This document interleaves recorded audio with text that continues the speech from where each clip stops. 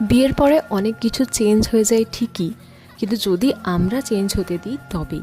হ্যাঁ, কিছুটা আমাদের হাতে থাকে, কিছুটা হাতে থাকেও না।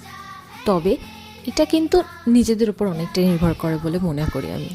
সেদিনকে মাসির বাড়ি গেছিলাম অনেক মাস পরে। আমি ভীষণ ঘরকুনো মানুষ, সেই জন্য খুব একটা বেরোনো হয় না।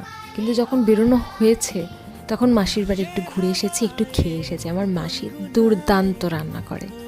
এই বাড়িটার ওপর থেকে, মানে এই ঘরগুলো, মানুষগুলোর সাথে আমার একটা আলাদা ব্যাপার আছে, সেটা আমি নিজে ফিল করি। বিশেষ করে আরও ফিল করি মাসিমণির অবস্থাটা নিজে মাসি হওয়ার পর।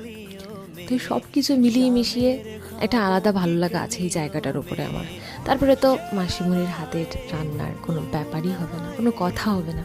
সিম্পল মাছের ঝোলও এত বেশি চটকদার লাগে, এত বেশি ভালো লাগে, সেটা আমি বলে বোঝাতে পারবো না।